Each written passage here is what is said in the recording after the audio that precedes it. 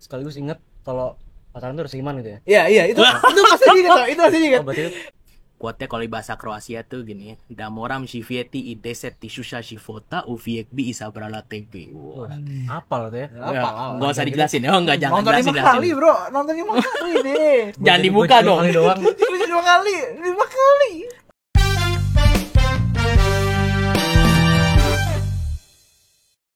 Halo teman, selamat datang di Neos Podcast episode pertama.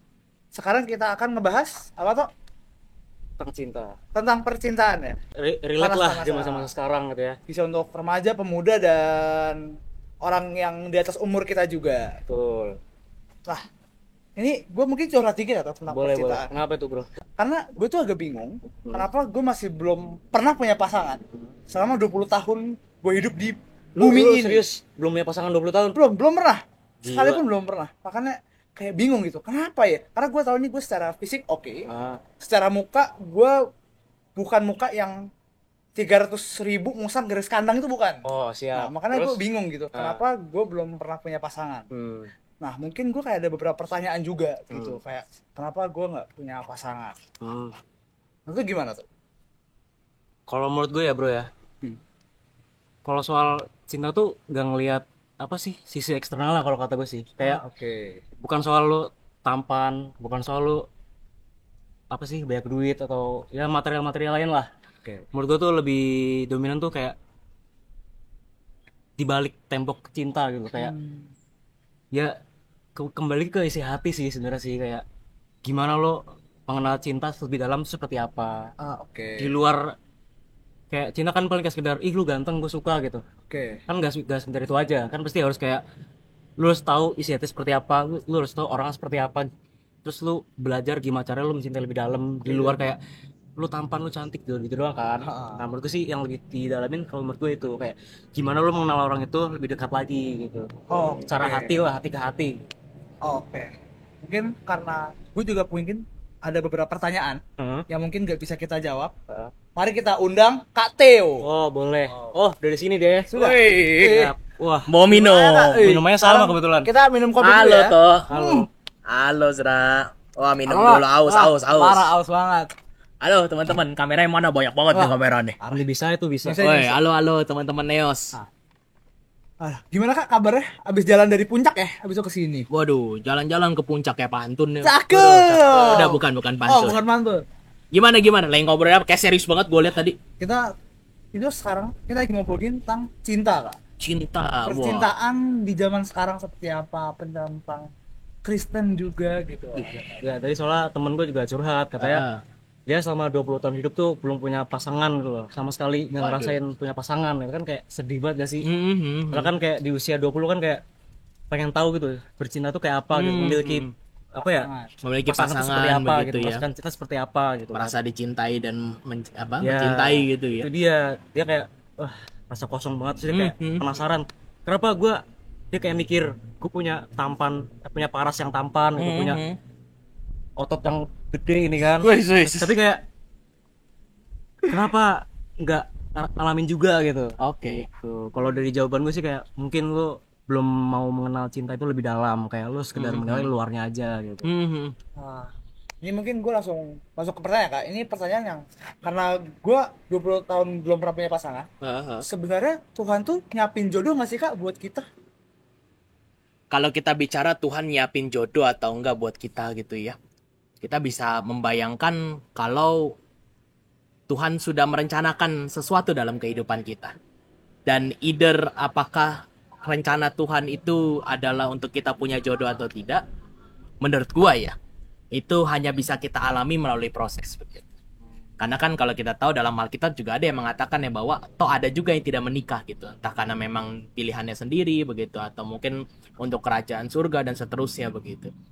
Tetapi juga kalau kita bicara soal apakah Tuhan menyiapkan atau tidak, bagaimana sih kita mengalami gitu. Kadang-kadang orang nanya ya kayak, wih, terus gimana kira-kira kalau misalnya Tuhan udah nyiapin jodoh buat gua atau enggak gitu. Gua tau ya dari mana, apa gua dibisikin gitu, atau misalnya pas lu lagi jalan kayak The Sims gitu ada panahnya gitu ya.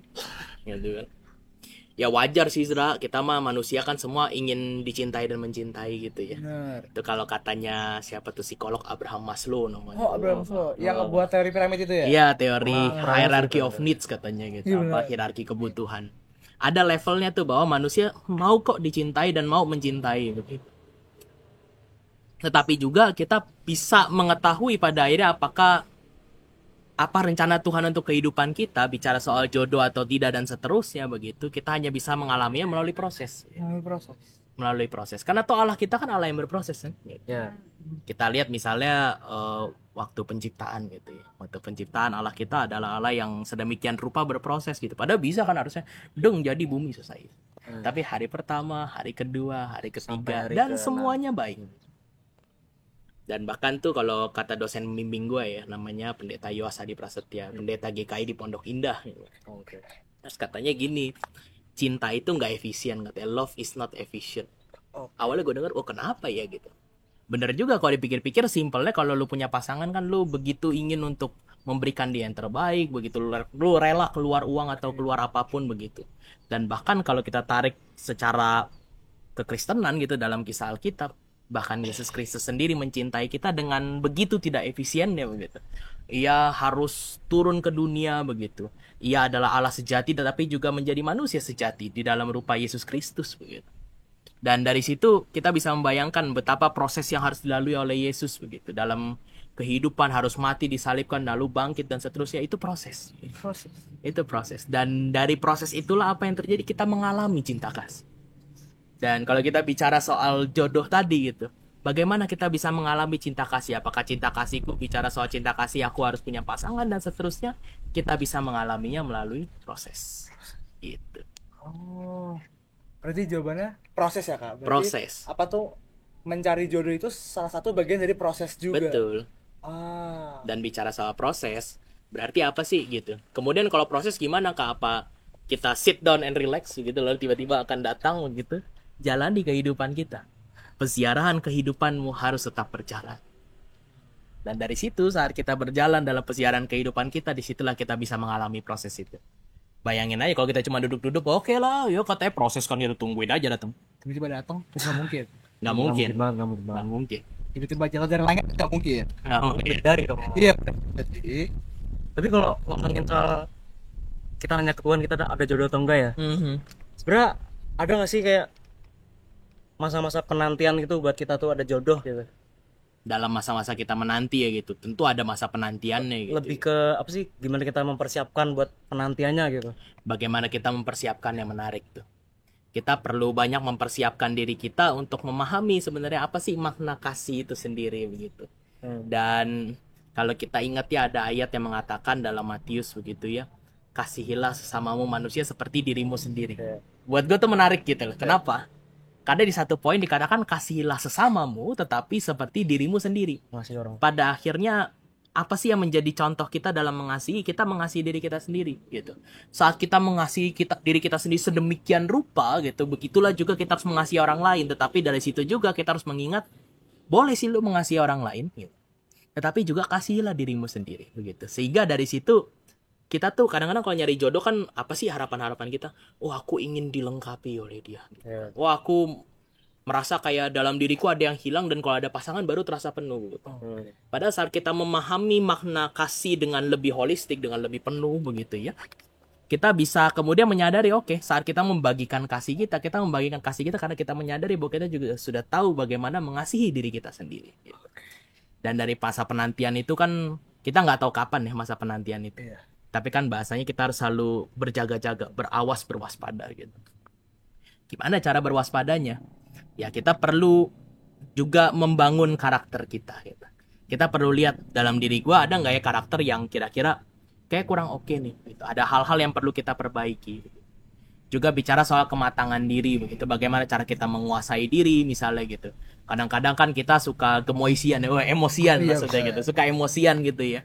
Kita suka emosian kalau kita marah gitu. Wah rasanya misalnya nggak tahu lah gimana cara marahnya begitu. Tapi kita perlu melihat misalnya saat kita marah apa perlu berlebihan begitu sih begitu kan nggak juga ya. Kita perlu belajar menahan diri begitu. Dan dari situ kan kita belajar untuk apa? Kita belajar untuk didewasakan. Kita belajar untuk mendewasakan diri. Dan bagaimana cara mendewasakan diri? Kembali lagi kita harus berproses, harus berjalan dalam perjalanan kehidupan kita. Supaya kita bisa bergerak menuju arah yang lebih dewasa, menuju arah yang lebih berkarakter. Dan kita juga bisa mengalami kasih itu dalam diri kita sendiri. Dan kita bisa membagikannya kepada orang lain gitu. Bayangkan, indah bukan gitu? Kalau kita dalam diri kita merasakan kasih yang begitu penuh gitu. Kita begitu menyadarinya begitu. Dan kita memaknainya dalam kehidupan kita dan kita bagikan ke orang gitu, dan orang itu juga mengalami kasih yang pernah membagikannya begitu. Meskipun oke lah kalau kita bilang ya manusia memang bisa mencapai kesempurnaan begitu, ya enggak juga sih begitu. Tetapi kita saat kita mengusahakan pemenuhannya begitu, kita akan bisa melihat bahwa satu, kasih Allah sudah begitu indah buat kita begitu. Lalu kita bisa memaknai lebih jauh saat kita sudah dikasihi oleh Allah, kita mengasihi Allah dan juga mengasihi sesama kita, terlebih juga mengasihi diri kita sendiri begitu. Kita menaruh semuanya dalam balance gitu. Kita mengasihi Allah, kita mengasihi sesama, kita mengasihi diri kita sendiri. Sehingga pada akhirnya disitulah kita bisa membayangkan betapa indahnya kasih itu dalam kehidupan kita. Oke. Gitu Sra, jadinya Sra. Itu emang ada proses juga salah satunya ya. Tuh. Dan kita tuh harus paten sama prosesnya itu. Terus bersabar ya, mungkin menikmati proses lah ya untuk dapat. Ya sambil menikmati proses kita melihat diri kita masing-masing lah, kita seperti apa gitu sih. Kalian ngekoreksi diri lah ya. Ya saling melengkapi aja. Kita kan kalau pacaran sama orang kan kita berusaha saling melengkapi, cuman antara kekurangan lo dan kekurangan gua. Nah ini sebelum lo belajar buat menerima kekurangan orang lain, alangkah baiknya lo melihat diri kita masing-masing dulu, kekurangan kita, koreksi diri kita seperti apa. Oke. Dan jawaban Tito menarik ya tadi. Ya. Karena kadang-kadang kan kita tuh merasa oke, saat kita harus menunjukkan kasih yang sempurna, kita pengen kelihatan sempurna tuh depan pasangan kita. Padahal saat kita belajar tentang kasih, begitu saat kita terlebih tuh ya dalam 1 Yohanes 4 ada yang bilang kan kasih yang sempurna melenyapkan ketakutan. Gitu. Bahwa saat kita berada dalam relasi kasih begitu. Oke sih, mungkin ada hal-hal dalam diri kita yang masih kita merasa aduh, kayak gue kurang deh begitu. Tapi gue sedang mengusahakan itu begitu. Dari situ kita bisa belajar juga untuk terbuka sama pasangan kita tuh, dan pasangan kita juga membuka diri terhadap kita. Dan itu kan kalau dulu tuh sempat gue khotbah di muda ya, itu kan bagian dari keramah tamahan gitu. Saat lo membuka pelukan begitu untuk orang begitu ya, apalagi kan pasangan senang ya untuk berpelukan ya begitu ya. Ada sisi kita yang rapuh yang akan terekspos ke pasangan kita, dan begitu juga sebaliknya. And it's fine gitu, itu gak masalah begitu. Tetapi dari situlah justru proses pendewasaan juga bisa terjadi dalam hubungan kita, di mana kita bisa menyadari yuk kita saling menyadari begitu kekurangan kita, dan kita saling menopang, saling membantu begitu. Dan pada akhirnya itu bisa dijalani bersama-sama. Dan kita bisa bayangkan kasih yang seperti itu begitu sehat, begitu indah. Oke. Itu lebih lengkap lah. Kalau gue kan tadi kan cuman singkat doang. Nah ini mungkin dari jawaban dari hati kali ya. Wah, Jawaban bener, ngeri. jawaban Karena kan pernah berpengalaman kayaknya. ya. Kita kan seperti ya. Oh iya. Biasa nit gitu ya. Langsung gitu Kalau soal ini sensor deh kayaknya deh. Ya, kita kan guys yang ini. Nah, menurut ini aku mungkin nanya ya, kan Ya. jodoh nih, kan tadi kan jodoh. Mungkin gak sih Kak, jodoh kita itu beda keyakinan sama kita? Jodoh beda keyakinan. Maksudnya beda keyakinan gimana nih? Beda agama. Beda agama. Beda agama. Pacaran beda agama nih maksudnya. Berat juga ya. Aduh. Berat nih pertanyaan deh. Nih, gua jawab yang cepet deh dulu ya. Boleh. Kalau ngobrol-ngobrol sih, katanya memang kalau secara hukum tuh udah susah tuh nikah beda agama. Karena secara hukum udah nggak bisa. Gitu. Udah nggak bisa ya? Udah nggak bisa. Sulit. Ya susah lah masuk catatan sipil lah. Mau jawaban lebih jauhnya nih? Boleh. Oh boleh. Kita gas jawaban lebih jauhnya. Ya Sekaligus kita tampar. mikir gini ya Zra. Kita beda kita meskipun kita sama-sama manusia begitu ya. Misalnya lu dengan pasangan lu sama-sama manusia begitu. Anggaplah sama-sama Kristen misalnya. Dari situ pun ada perbedaan kan. Iya. Misalnya lu biasanya bagaimana menjalani kehidupan, dia bagaimana, lalu di situ lu perlu berkompromi dan menyesuaikan. Iya toh? Bayangkan kalau lu punya pasangan tapi beda agama, beda kepercayaan gitu. Kita bicara ini dalam lensa oke sih, mungkin pertama lu akan merasa nyaman. Mungkin lu pertama akan merasa kayak Ya kayaknya ini deh apa namanya, she's the one gitu kan, Iya, he's bener. the one gitu Bener. kan ya. Tapi kita perlu membayangkan apa sih target kita dalam berpacaran? Targetnya apa sih? Menikah atau main-main aja? Gitu? Menikah. Menikah toh? Pasti Mau menikah, mau sehidup semati, ya toh? bener. Kita perlu membayangkan apakah itu akan long lasting atau tidak saat kita berpacaran dengan orang yang berbeda agama gitu. Karena kan suka nggak suka, mau nggak mau kita harus mengakui bahwa agama itu kan menjadi salah satu fondasi dalam kehidupan kita manusia. Benar. Saat kita percaya sesuatu, agama dan segala aturan etika moral yang ada di dalamnya akan membentuk cara berpikir dan cara kita mengambil keputusan atau bertindak. Gitu kan. Dan dari situlah kita bisa membayangkan gitu betapa wah, untuk hal-hal yang mungkin terkesan kecil aja kita bisa sangat berselisih paham jauh begitu, apalagi orangnya berbeda kepercayaan begitu. Dan apa, Ezra dan Tito bisa membayangkan sendiri begitu bagaimana saat itu terjadi dalam sebuah pernikahan yang sudah dikuduskan oleh Tuhan begitu, dan itu tidak dapat diceraikan oleh manusia gitu. Bayangkan begitu bagaimana, apakah kita bisa menjalani ketidakcocokan tersebut begitu, apakah kita bisa berproses dalam itu begitu. Gue yakin lah dalam pacarannya pasti ada perselisihan begitu. Ya paling simpel lah, soal ibadahnya mau bareng atau apa nggak bisa tuh. Iya. Iya kan, makanya ada lagunya kan tuh ya, Tuhan memang satu gitu. Apa sih lirik lanjutannya, gue lupa lagi. Tuhan. Yang satu gitu kan, Kita yang yang tak bersama.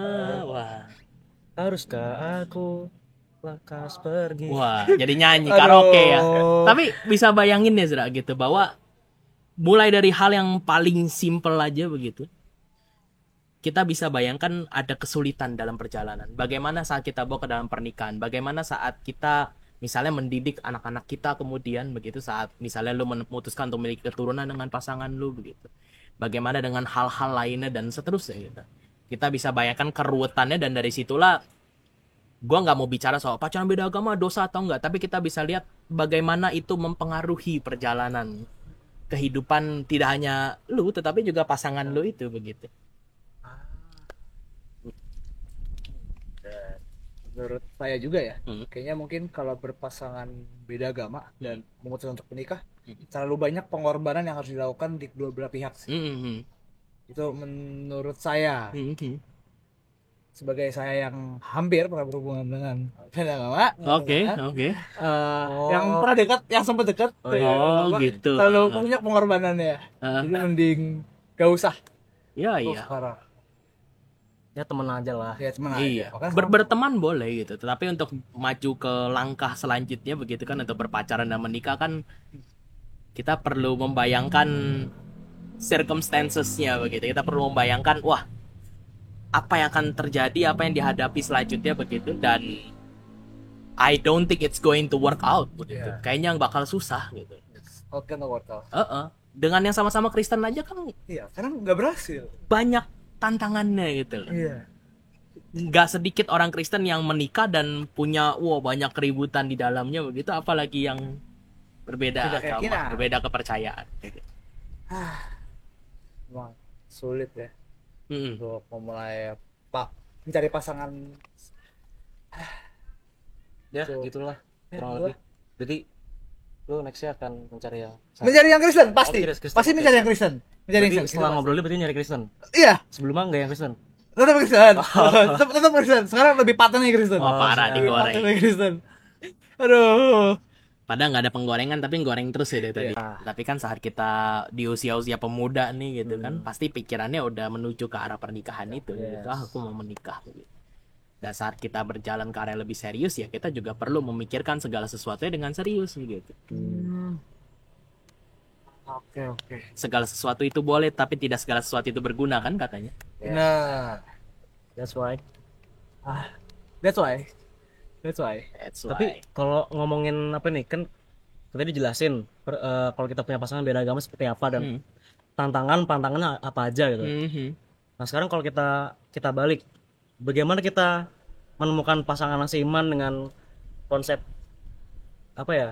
Ya secara iman Kristen lah, terus yang sekaligus tipsnya gimana ketika kita mendapatkan pasangan seiman Kristiani, terus dengan unsur kita terhindar dari apa ya? Ya segala toxic Wah, relationship atau toxic buat kedepannya biar kita menjadi apa ya relationship gitu ibaratnya ya. ya menjadi sebuah pasangan dua insan Kristiani yang Mm-mm. green flag. Guys, Kalau green bahasa flag. Indonesia kan green flag sih. Heeh. Green flag ya. Green flag ya. Bukan green forest ya, Toh ya. Green Bukan, forest. Bukan, wah. Waduh, Green flag. Green flag. Heeh. Berat ya pertanyaan ya. Agak Iya.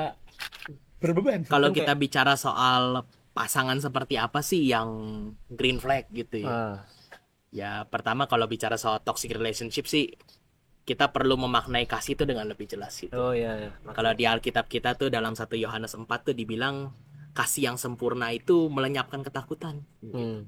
Jadi kalau kita bisa bayangkan saat kita merasa, oh itu cinta kasih kok, aku disayang kok gitu.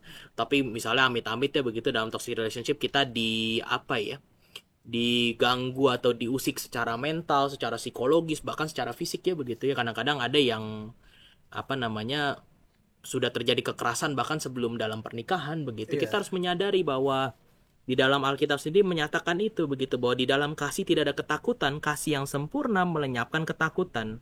Sebab ketakutan mengandung hukuman dan siapa yang takut ia tidak sempurna di dalam kasih begitu. Dan terlebih siapa sih role model kita dalam mengasihi? Role model kita dalam mengasihi kan Allah begitu. Iya. Dan saat kita bicara tentang kasih, saat kita bicara tentang Allah yang mengasihi kita, kita bisa tahu bagaimana sih Allah mengasihi kita sedemikian rupa. Kalau dalam Korintus gitu kan, misalnya pasal 13 sering denger ya. Kasih itu sabar, katanya gitu kan lagunya ya. Oh. Kasih itu sabar, katanya baik hati, tidak cemburu, tidak memegahkan diri dan tidak sombong. Kita bisa bayangin ya kalau kita membayangkan Yesus dalam perjalanan karya pelayanan kehidupannya begitu. Kita bisa melihat bagaimana ia sabar. Ia baik hati dan seterusnya gitu. Dan kalau kita baca nih di 1 Korintus 13 ayat 4 sampai seterusnya tuh wah, banyak penjelasan soal itu gitu.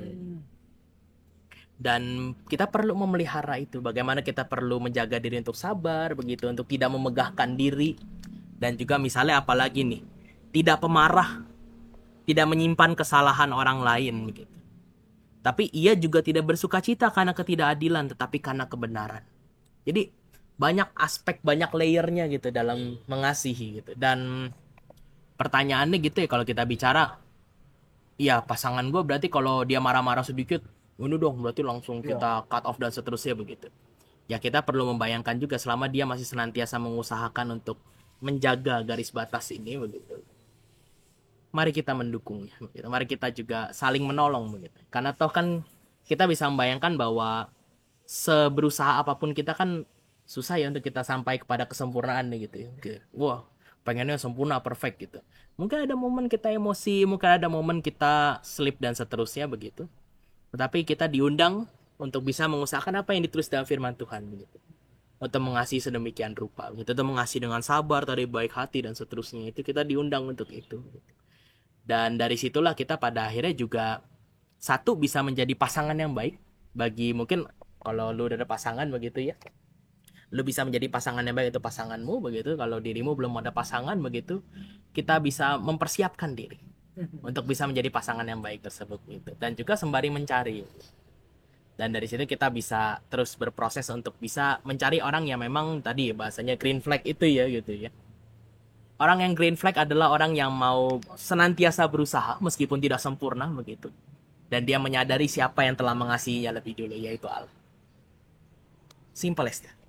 Dan pada akhirnya karena dia sadar siapa yang sudah mengasihi dia, dia mau meniru. Dia mau meniru Allah, dia mau mengikut Allah. Dan dari situ kita bisa bicara soal cinta. Oh berarti istilahnya sebelum lu kenal perempuan itu, kenal cinta, lu harus kenali iman lu dulu, tapi iman lu dulu seperti apa gitu ya. Kita mengenal kasih dalam konsep keimanan kita begitu. Dan kalau bicara konsep keimanan gitu ya, pernah denger ini nggak sih agape, philia, storge, eros gitu ya. Tahu. Kadang-kadang kan kalau kita dalam kekristenan tuh ya, beberapa buku atau beberapa orang masih akan mengatakan bahwa yang tertinggi agape, kemudian philia, storge, lalu eros dikesankan paling hina begitu. Ya eros itu ya cinta kasih pasangan, lalu digambarkan cinta yang penuh nafsu dan seterusnya begitu. Padahal kalau kita membaca dalam bacaan-bacaan Alkitab kita bisa menyadari bahwa keempat aspek ini begitu ya. Bahkan kalau dalam bahasa Yunani memang kasih seringkali digambarkan dengan kata agape begitu. Kasih secara umum digambarkan dengan kata agape. Dan kita bisa membayangkan bahwa dimensi kasih itu ya begitu luas dan begitu menyeluruh begitu. Kita bisa bayangkan misalnya bicara soal eros itu. Apakah eros itu hina begitu? Kalau kita melihat dalam Alkitab kita misalnya dalam Kidung Agung gitu. Pernah buka Kidung Agung? Pernah. Pernah ya. Buka Kidung Agung kadang-kadang kan ada orang yang main nyeletuk, wah nih kitab kok begini sih isinya dan seterusnya gitu ya. Bahkan sampai dijadiin gombal, Kak. Gombal ya Iya, gitu gombal. ya. Misalnya nih ya, gue bacain ayat kedua aja nih. Kiranya ia mencium aku dengan kecupan karena cintamu lebih nikmat daripada anggur. Puitis ya gitu ya. Tapi kadang-kadang kita mikir, nih maksudnya Kidung Agung ini siapa kepada siapa sih? Sebenarnya kan ini bicara tentang relasi Allah dengan umatnya. Dan meskipun penggambarannya sedemikian, begitu kita bisa membayangkan bahwa ini juga adalah salah satu wujud cinta, begitu, cinta kasih. Begitu juga dengan misalnya storge, kasih persaudaraan katanya begitu ya. Ada ayatnya tuh, kalau nggak salah di Ibrani 13 ya dikatakan gitu ya. Peliharalah kasih persaudaraan. Coba kita buka ya. Peliharalah kasih persaudaraan. Jangan kamu lalai memberi tumpangan kepada orang, sebab dengan berbuat demikian beberapa orang tanpa diketahuinya telah menjamu malaikat-malaikat. Wah. Kasih persaudaraan juga perlu dipelihara. Bahkan persaudaraan tidak hanya dengan yang sudah kita kenal, tetapi juga dengan yang asing. Kita perlu menjaga persaudaraan. Begitu juga dengan persahabatan. Ada ayatnya tuh kan ya. Kalau kita buka nih di Yohanes gitu ya. Coba kita buka. Set. Woi. Dibilang gini, tidak ada kasih yang lebih besar daripada ini, yakni seseorang memberikan nyawanya demi sahabat-sahabatnya. Dan itu gambaran apa sih? Gambaran kasih persahabatan. Dan saat kita membayangkan semua itu begitu, kemudian yang mana yang paling tinggi? Kebayang nggak? Nggak ada tuh. Pada akhirnya kita perlu menyadari bahwa saat kita menjalani hubungan, saat kita menjalani relasi gitu, entah berteman, entah ya khususnya dalam pacaran bahkan begitu ya, saat kita membayangkan oke, aku akan hidup berkeluarga denganmu dan seterusnya gitu. Kita perlu memelihara itu, bukan berarti saat kita sudah menjadikan dia pasangan, kemudian persahabatan tidak ada, persaudaraan tidak ada dan seterusnya gitu. Dalam hubungan kita memelihara relasi persahabatan. Kita memelihara relasi persaudaraan. Kita juga memelihara relasi yang sifatnya ingin saling memberi pemenuhan satu sama lain begitu dalam kasih eros itu dan seterusnya. Sehingga pada akhirnya apa yang terwujud dari situ kasih yang sedemikian rupa, kasih yang holistik begitu. Kasih yang kita bisa katakan penuh gitu ya. Penuh bukan dalam arti yang sempurna, tapi betapa luas dimensi kasih itu begitu, sehingga kita tuh nggak yang kayak berfokus hanya oke, karena kamu pacar aku begitu dan seterusnya begitu, aku nggak mau bersahabat dengan. Kita kan mau kan dalam rumah tangga, meskipun misalnya nanti dirimu udah punya istri begitu ya, lalu nanti masa nggak mau bersahabat gitu, masa ya udah kita gitu, nggak begitu ya gitu, bisa membayangkan ya begitu ya. Kita bisa membayangkan bahwa saat dimensi itu semua terpenuhi, tercakup di dalam hubungan kita, betapa indahnya hubungan kita itu. Oke. Kak, berarti di dalam hubungan itu harus mencakup 4 yang tadi ya, yang agape, philia, eros sama storge. Iya, sama storge. Berarti di hubungan itu harus mencakup semuanya ya? Iya, kita harus mengusahakan hal tersebut begitu. Kita harus mengusahakan hal tersebut. Dan terlebih kadang-kadang tuh ya kalau orang bicara kasih ya, banyak yang sering ngomong gini ya, wah aku ingin mati untukmu ya. Bener banget, sering dengar ya gitu. Bener banget. Tuh gue paling maut. Gue keinget tuh. Kalau nggak salah waktu gue ngobrol sama temen gue, dosen bimbing gue juga pernah ngomong begitu. Juga ada satu sutradara film namanya Yandi Lawrence, dia pernah ngomong gini. Tahu ya sutradara film ada? Film Sore ya. Tapi dia pernah ngomong gini, banyak orang yang mengatakan bahwa aku ingin mati untukmu gitu. Aku ingin mati untukmu, aku mencintaimu, aku ingin mati untukmu. Tetapi saat kita mau mencintai orang begitu, saat kita mencintai, apakah kita mau hidup itu? Menarik ya gitu. Dan itu biblical nggak sih, Wita? Apa gara-gara filmnya lagi tren aja nih, atau gara-gara apa nih? Kalau kita keinget percakapan antara Yesus dengan Petrus begitu. Dulu gue pernah tuh di kelas diajarin sama dosen bimbing gue, sama Pak Yos begitu. Pak Yos ngobrol begitu dengan kami di kelas begitu. Tadi situ kan Petrus sempat ditanya 3 kali sama, apakah engkau mengasihiku gitu. Aku mengasihimu Tuhan, gue kekeh banget gitu. Lalu perintah Yesus kan bilang, gembalakanlah domba-dombaku. Dan dari situ kalau kita bisa lihat tuh, di situ percakapannya menarik. Pertama, Yesus mengatakan mengasihi dengan kata agape begitu. Lalu yang kedua juga dengan agape, tapi yang terakhir dengan kata philo. Tapi Petrus tiga-tiganya philo. Kalau kamu ingat ayat yang tadi, tidak ada kasih yang lebih besar daripada kasih seorang yang memberikan nyawanya bagi sahabat-sahabatnya. Kalau menurut Pak Yos ini, wah mungkin Petrus begitu terinfluence dan dia ingin, wah sesentimental itu untuk kayak, oh ya aku mau ngasihmu yang paling tinggi begitu. Petrus kan gitu orangnya gitu menggebu-gebu ya gitu. Tetapi kalau kita lihat bagaimana pada akhirnya Yesus, oke, dia dalam tanda kutip seperti menaikkan level kasih ya begitu, dalam tanda kutip ya begitu ya. Oke. Mau philo kan? Ya udah, ya ada digunakanlah kata philo itu begitu. Tetapi juga perintah selanjutnya yang menarik menurut gua gitu. Gembalakanlah domba-dombaku. Pada akhirnya apa sih? Saat lu mau mencintai sedemikian rupa pasangan lu, apa yang mesti kita ingat? Aktiflah, bergeraklah, dan pada akhirnya face your fear begitu. Petrus paling takut untuk disuruh menggembalakan domba. Dia merasa kayak, memang bisa gua dan seterusnya gitu. Dia orangnya apa ya? Sentimental, cuman ragu-ragu kan gitu kan. Tapi saat kita membayangkan, saat kita mencintai orang, saat kita mencintai, mengasihi dia, kita mau hidup untuk orang tersebut, untuk terus memberikan cinta kasih kita begitu. Dan pada akhirnya kita bisa mendapatkan cinta kasih yang sifatnya resiprokal, timbal balik begitu. Dan dari situ kita juga mau terus aktif, terus berjalan, terus menjalani pesiarahan kehidupan kita. Dan itu menarik gitu. Jadi cinta bukan bicara soal pasif duduk aja, tapi itu perlu ada aksinya gitu. Dan bahkan saat aksi itu kita harus menghadapi juga apa yang kita takutkan gitu. Mungkin bisa bicara soal apapun begitu, entah mohon maaf ya, misalnya trauma masa lalu gitu. Misalnya atau pergumulan yang kita alami dalam diri kita.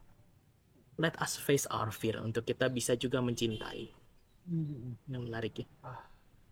Berarti tadi si Kak Theo bilang banyak pasangan yang mau mati untuk pasangan yang lain, tapi gak banyak pasangan yang mau hidup untuk pasangannya juga. Iya.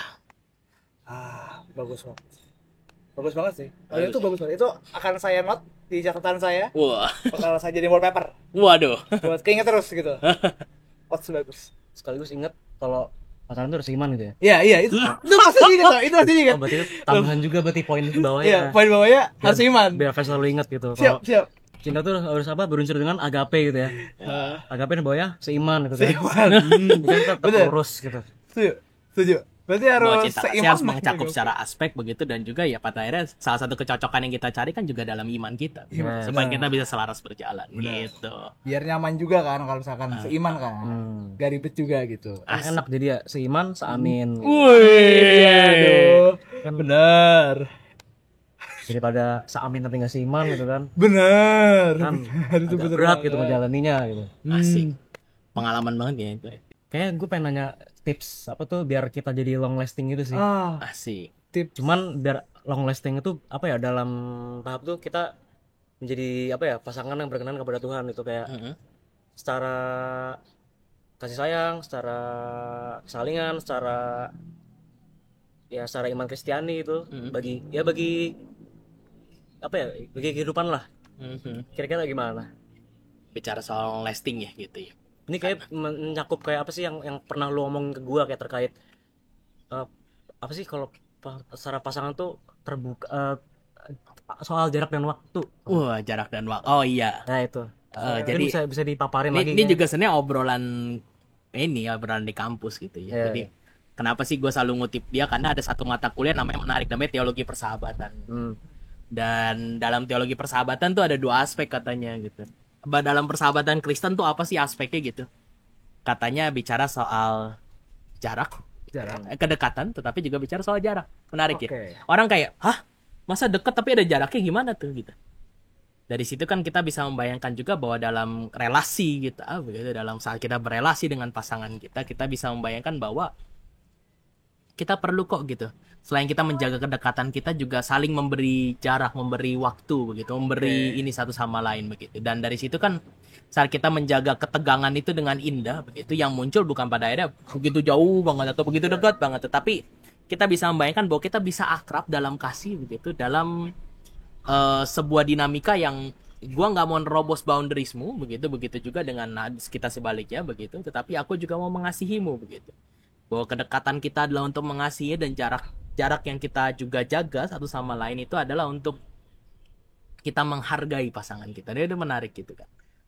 Dan kalau kita bicara lebih lanjut soal ini ya, tadi apa, long lasting ya, long lasting. Long lasting kan biasanya hubungan sama komitmen ya. Kata komitmen tuh kalau ada kata kom-komnya gitu, biasanya tuh bersama tuh. Tapi kalau komitmen tuh dari kata kom dan mitere, gitu. Artinya diutus bersama. Dan saat kita membayangkan komitmen tuh apa sih? Komitmen itu adalah saat kita diutus bersama. Diutus bersama untuk apa? Kalau kita bayangkan perutusan gitu atau pengutusan gitu ya. Kalau kita ada pengutusan di gereja, apa sih padahal kita punya tujuan. Kalau di gereja kita punya tujuan untuk memuliakan nama Tuhan, begitu juga dalam kehidupan kita berpasangan gitu. Kita memuliakan nama Tuhan, kita mau sampai pada satu tujuan supaya kita menjadi pasangan begitu, menjadi pasangan, mungkin kalau dalam pacaran menikah begitu ya. Menikah dan pada akhirnya bisa sehidup semati. Dan saat tujuan itu dijalani bersama-sama dengan menjaga kedekatan yang baik dan menjaga jarak yang baik begitu. Kita bisa bayangkan bahwa kita menapaki perjalanan itu bersama-sama. Karena toh apa gitu. Gua keinget banget tuh ada satu, tadi karena ngomongin film sore ya, lagi tren banget ya, 3 juta penonton. Ada satu quote yang cantik banget menurut gua gitu. Quote-nya kalau di bahasa Kroasia tuh gini, da moram živjeti i 10 000 života uvijek bi izabrala tebe. Apal tuh ya. Gak usah dijelasin ya, jangan Nonton jelasin. 5 kali bro, nonton 5 kali deh. Jangan dibuka dong. 5 kali. Kan katanya jika aku harus menjalani 10.000 kehidupan, kuharap aku akan selalu memilihmu ya, katanya gitu ya. Tapi kata-kata itu berawal dari mana sih begitu? Menarik, karena dalam scene satu film itu ada percakapan antara Sore sama Joe tuh yang ngobrol gini. Pernikahan kita tuh emang bahagia banget ya gitu. Kok kamu kayak sebegitu cintanya sih sama aku begitu? Ya pernikahan sih nggak ada yang sempurna ya, katanya Sore begitu. Pernikahan kita sih ya, kita sih banyak berantem gitu, dan namanya pernikahan kan nggak ada yang sempurna begitu. Tapi menariknya apa di situ? Dia katakan apa sih, bagaimana cara mereka menanggulangi begitu saat ada problem atau apa begitu. Tapi aku senang saat kita, katanya apa, saat abis kita ribut begitu, kita mulai duduk bersama dan memikirkan saling peduli satu sama lain terhadap perasaan satu sama lain. Bukan masalah mencari siapa yang salah, siapa yang benar dulu, tapi saling peduli dulu terhadap perasaan itu. Baru setelah perasaan itu sudah di-realign bersama begitu, barulah pada akhirnya mereka mencari solusi bersama. Dan bukankah itu poin dari komitmen? Bahwa saat kita diutus bersama, kita mau mencapai satu goal itu, bukankah seharusnya kita saling peduli begitu? Karena masalahnya it's not about me versus you begitu, tetapi it's about us versus the problem begitu. Yang mau kita selesaikan adalah problemnya begitu. Oh itu benar sih. Yang kita mau selesaikan adalah problem, kita diutus bersama untuk berjalan bersama gitu. Yang namanya berjalan bersama, meskipun ada problem, tetaplah bergandengan. Ya, tuh. Dan itulah bagaimana kita bisa long lasting. Bagus banget katanya. Aspek of the problem, gila itu bagus banget sih. Nonton lagi, masuk catatan lagi. Ya harus nonton lagi deh biar kita tahu detail kayak apa. Iya, kita harus nonton 5 kali juga kayak katanya. Enggak ada. Kalau itu gue 3 kali lagi. Gue jadi kali. Ya kita nonton bareng aja langsung besoknya lagi. Langsung pasti kan. 3 kali ya. 3 kali pas Oke, tuh. pas. Langsung 3 kali gitu. Berarti kita udah langsung punya plan. Oh berarti sore ini menggambarkan Hubungan. Udah. Berarti kita harus nonton lagi berarti nih. Ya, dan mungkin kalau orang nanya kenapa sih contohnya film itu mulu, kayak seneng banget gue bahas gitu ya. Karena film itu tuh menggambarkan hubungan cinta kasih begitu ya, dan bagaimana manusia menjalani kehidupan dengan begitu manusiawi gitu. Ya kita siapa sih yang kalau misalnya kita berduka dikasih kesempatan seperti itu, kita nggak mau melakukan hal yang sama begitu. Iya sih. Kalau kita dapat mencintai orang tersebut. Jadi betapa itu secara manusiawi digambarkan, dan si sutradara film begitu ya, tidak dalam tanda kutip tidak malu atau berusaha menutupi itu dalam arti supaya ada hero-nya atau apa, tapi seperti itu nggak sih hubungan gitu. It's not about siapa sih hero-nya begitu, tapi bagaimana mereka menjalani bersama-sama begitu, bagaimana mereka punya kerinduan bersama-sama begitu, untuk bisa pada akhirnya bertemu, untuk bisa pada akhirnya menyelesaikan begitu apa yang harusnya diselesaikan. Dan itu menarik. Berarti di film Sore pun saya juga ngelihat kayak betapa cintanya Sore kepada Joe gitu. Kayak sabar banget nih orang. Dan gak hanya itu gitu. Kalau kita seringkali melihat hanya Sore yang sabar terhadap Joe, bukankah sebaliknya juga gitu. Bukankah Joe sebenarnya juga punya cinta kasih yang luar biasa sama Sore, sehingga Sore sedemikian rupa begitu mencintai bahkan di tengah dukanya. Teori penonton sih. Bener juga. Coba setelah gue Itu pikir bagus bener banget juga tuh. begitu. Dan itu menarik banget. Itu teori penonton yang udah nonton 5 kali. Iya benar. Bukan, gue baca-baca sosmed juga. Oh. Cuman setelah gue pikir bener juga gitu loh. Kayaknya kita harus belajar dari sore atau ya. Saya lebih tepatnya. Dan belajar dari firman Tuhan Bener, juga bener. gitu. Itu benar. Kalau gue sih udah belajar, cuman kayak belum sedalam ini sih gitu. Gue cuman menyorot ya quotes tadi yang pakai bahasa kurasi tadi, Iya. kayak cuman jika aku harus hidup 10.000 kali, aku akan tetap memilihmu gitu. Itu kayak wujud apa ya, walaupun anggaplah 10.000 kali kan sebuah kegagalan yang diulang-ulang tuh ya. Mhm. Tapi tetap di apa ya, dijalani lagi sampai benar kembali kepada semula gitu ya, sampai kayak ya dia kesimpulannya kan di situ menurut si Sore Joe tuh kan mengulangi kesalahan berkali-kali kan, tapi kayak si Sore tuh mau menggandeng lagi, mau merangkul lagi sampai Nah, yang lebih gong itu waktu pernyataan Joe di akhir scene. Ingat gak kata-katanya apa? Lagi pula orang berubah bukan karena rasa takut tapi karena dicintai. ya Dan saat kita bicara soal hubungan yang long lasting begitu, kalau meskipun ada pergumulan, meskipun ada masalah begitu, apa sih prioritasnya? Prioritasnya adalah saling memberi kasih satu sama lain.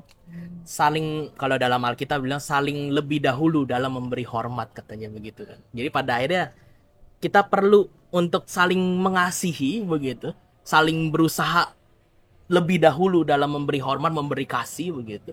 Dan dalam proses kita mencintai dan dicintai itulah kita bisa bersama berproses dan berubah begitu. Sehingga itu bisa terjadi. Sehingga long lasting yang dicari itu bisa terjadi. Oke. berarti yang dicari buat long lasting pasti kayak ada sebuah kegagalan dalam itu ya. Maksudnya gimana? Kan kita kan mesti selalu mengusahakan long lasting. Di tengah itu kan pasti kayak Ada rintangan yang namanya kehidupan, masa nggak ada rintangan. nah Tapi dalam rintangan itu bagaimana kita berproses dalamnya dengan kesadaran bahwa kita saling mencintai kok gitu. Bukan gua sama lu musuhan gitu terus kita kayak tiba-tiba ada tantangan gitu terus kita disuruh winian gitu. Kan dari awal emang niatnya mencintai itu. Iya. Niat dari awal ketemu kan jadi pacaran memang mencintai. nah Masa saat kita diperlakukan masalah putus aja gitu kan nggak begitu. kayak selalu beracara buat gimana cara kita menyelesaikannya. Betul.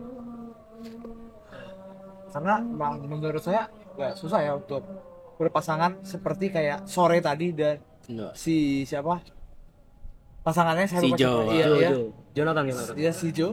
Karena ya kalau di zaman sekarang lumayan banyak ya pasangan yang kalau misalkan salah dikit diancamnya putus, salah itu putus, tahunnya itu.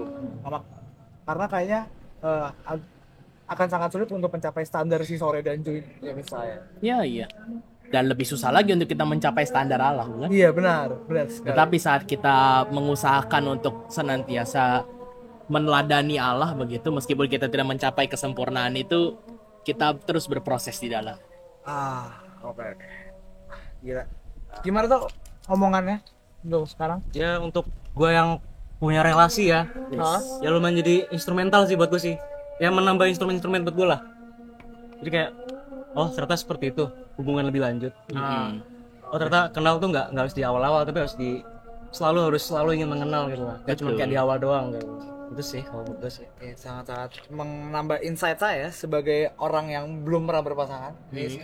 Apa tuh? Caranya move on gimana sih, Kak? Sekalinya lupa nanya lah begini nanyanya. Emang sulit gak move on? Move on tuh sulit. Move on ya. Wah. Pengalaman.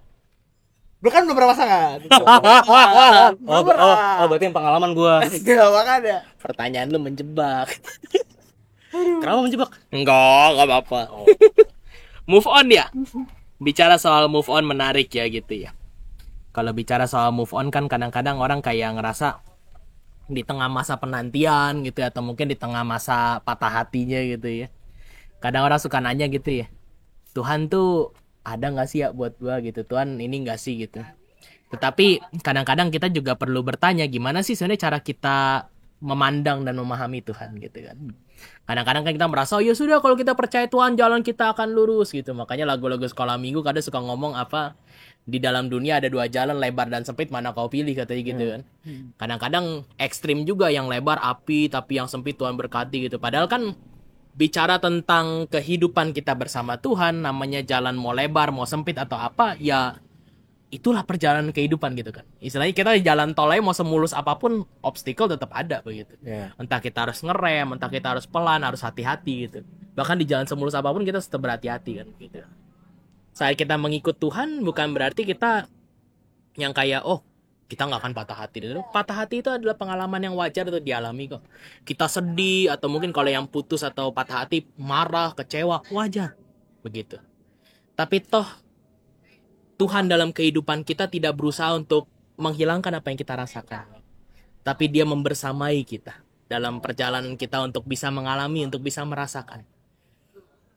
Jadi jangan kita juga membohongi diri kita dalam apa yang kita rasakan. Tetapi juga kita menjalani, kita merasakan itu dengan kesadaran bahwa aku merasakan ini bersama dengan Tuhan. Karena Tuhan selalu menemani. Aku merasakan ini bersama dengan Tuhan dan aku menyadari bahwa meskipun aku kecewa, meskipun aku kesel, meskipun aku sebel begitu, kalau kata pengkhotbah untuk segala sesuatu ada masanya gitu. Tetapi rencana Tuhan indah pada waktunya. Kan katanya gitu ya. Menarik nih kalau kita baca nih. Kita buka ya biar lebih seru ya gitu. Nah, maksud lu tadi balik lagi buat dibuka lagi kan dia ketinggalan. Ketinggalan ya. Nah, daripada ambil dong mending dibuka lagi. Oh iya, mending dibuka lagi ya. Karena kita butuh pernyataan yang langsung dari Alkitabnya kan. Wah, Alkitab ketinggalan tadi ya soalnya. Waduh, nih. Menarik kata-katanya gini nih di Pengkhotbah 3 ayat 11. Ia membuat segala sesuatu indah pada waktunya, bahkan ia memberikan kekekalan dalam hati mereka. Tapi manusia tidak dapat menyelami pekerjaan yang dilakukan Allah dari awal sampai akhir. Siapa sih di antara kita manusia yang bisa tahu apa rencana Allah ke depannya kayak gimana? Tetapi kita berpengharapan bahwa segala sesuatu indah pada waktunya. Dan kemudian bagaimana kita bisa mengalami itu, satu, move on gitu. Masa lalu gak bisa kita ubah. Ya. Tetapi saat kita meyakini begitu di depan ada pengharapan daripada Tuhan bahwa janji Tuhan akan selalu membersamai kita. Kalau kata Roma ayat 8 sampai 20 pasal 8 ayat 25 gitu. Wah, selip lidah nih. Kayak grogi nih gara-gara ditarik Tito nih ya. Roma 8 ayat 25 gitu ya dibilangnya, sebab saat kita mengharapkan apa yang tidak kita lihat, kita menantikannya dengan tekun. Dan saat kita berharap dan kita menyadari bahwa kita ada dalam pengharapan bahwa Tuhan akan selalu membersamai kita, meskipun kita nggak melihatnya, kita mau menantikannya dengan tekun. Dan menantikannya dengan tekun dengan bagaimana? Dengan tetap menjalani proses kehidupan kita. Nah, itu lagi-lagi juga dari sore itu kan. Jadi ngomongin masa lalu nggak bisa diubah ya. Betul. Kalau di film sore kan ada 3 unsur nggak bisa diubah. Gitu. Oh iya, kata-katanya si Marco ya. Ya, masa lalu, rasa sakit, kematian. Terus kayak ngomongin apa tadi Roma 8:25. Roma 8:25. Itu kalau nggak salah Easter egg-nya ya katanya. Di film sore pasti gue bangun karena selalu jam 8:25 gitu. Benar. Dan ayat itu memang menarik gitu, karena apalagi kalau kita baca full gitu ya. Kalau kita lihat dari kita coba baca ya dari ayat 24 gitu ya. 24. Sebab kita diselamatkan dalam pengharapan katanya gitu. Namun pengharapan yang dilihat bukan pengharapan lagi, sebab bagaimana orang masih mengharapkan apa yang dilihatnya. Ya kita mengharapkan sesuatu yang kita nggak lihat dong begitu. Namun jika kita mengharapkan apa yang tidak kita lihat, kita menantikannya dengan tekun. Dan saat kita menantikan dengan tekun, kita bukan berdiam diri saja begitu. Makanya dulu Rasul Paulus tuh sama jemaat Tesalonika sempat ngomong gitu kan, kalau dia tidak bekerja tidak usah hendaklah ya nggak usah makan begitu. Kenapa? Karena di masa itu kan orang Tesalonika begitu, Tuhan akan datang kedua kali begitu, kita santai aja begitu. Tapi tetaplah bekerja, tetaplah beraktivitas, tetaplah jalani kehidupanmu meskipun pengharapan yang tidak kamu lihat itu membersamai perjalananmu begitu loh. Kita harus menantikannya dengan tekun, dengan penuh kewaspadaan, dengan penuh rasa syukur. Dan rasa syukur menolong kita juga untuk terus bergerak. Dan pada akhirnya meskipun kita kecewa, meskipun kita sedih begitu, kita perlu menyadari perasaan itu dan jangan kita tahan juga gitu. Kadang-kadang orang kayak, jangan nangis lah gitu, entah apalah dibilangnya begitu, kuat habis ini nggak apa-apa, sedih menangis is okay begitu. Jalani perasaan itu dengan kesadaran bahwa Tuhan makasih aku masih bisa merasakan perasaan ini, aku masih bisa mengutarakan emosiku, menyalurkannya dengan baik begitu. Dan kemudian berjalanlah, move on. Karena yang namanya masa depan semua itu dan juga segala masa dalam kehidupan kita itu ada di tangan Tuhan. Atau bisa dibilang build it, change it. Jadi, Wush, ya itulah kalau menurut gue sih gitu sih. ngeri. Tapi menarik begitu. Kalau gua ingat satu kalimat tentang pengharapan gitu ya. Ini agak serius dikit ya. Dari tahu ya Uskup Agung Kuskupan Agung Jakarta. Ya. Namanya Monsignor Ignatius Kardinal Sohario. Gue pernah ketemu sama dia in person. Orang yang sangat humble, orang yang sangat lemah lembut, rendah hati begitu. Dan dalam salah satu tulisan yang ditulisnya, tulisan singkat begitu, dia pernah mengatakan bahwa pengharapan itu apa sih begitu. Pengharapan itu sudah ada dalam diri kita katanya. Sedang kita hayati. Dan masih terus kita usahakan pemenuhannya. Jadi masalah pengharapan udah ada dalam diri kita. Dan kita akan terus dan sedang menghayatinya begitu. Dan soal pemenuhannya kita harus terus mengusahakan. Jadi pengharapan is not just pengharapan selesai gitu. Tetapi saat kita meyakini ada pengharapan dalam diri kita, kita mau terus berjalan. Indah bukan? Yes. Cantik. Ya banget Karena sih. kepastian kita ada dalam pengharapan itu. Meskipun hidup kita penuh dengan ketidakpastian, termasuk ketidakpastian soal jodoh. Ini sekarang saya baru inget nih quotes-nya nih. Udah ingat. Wah, ingat. Udah ingat. Tadi nggak usah dikat Ya. ya. Nah, itu pasti ingat. Wah. Nah, yesterday is history, Uh-uh. tomorrow is a mystery, and today is a gift. That's why it called present. Oh siap. Oh Gitu. iya, Itu menarik. yang momen menarik sih, quotes yang Menarik. Saya ingat. I think it's a beautiful quotes. Iya. Itu jadi penutup yang menarik ya bahwa kehidupan kita saat ini terjadi karena anugerah Tuhan. Yes. Jadi cinta adalah anugerah Tuhan. Cinta juga kita adalah anugerah anugerah Tuhan. begitu. Cinta adalah anugerah dan proses juga Dan adalah proses juga. anugerah. Oke. Itu ya teman yang bisa kita sampaikan di podcast kali ini. See you in the next episode. Bye-bye. Dadah. Teman-teman Neos, sampai jumpa. Tuhan Tuh. memberkati. Kayaknya sebelum end kayaknya minum dulu deh. Oke. Oh, minum dulu. Ya. Woi, cheers. Kita minum kopi dulu ya. Ya, cheers. Oke. Sampai jumpa. Tuhan memberkati. Boleh pulang Kak, dibawa kitabnya. Oh iya, bawa ya. Jangan tinggal. Silakan. Dadah.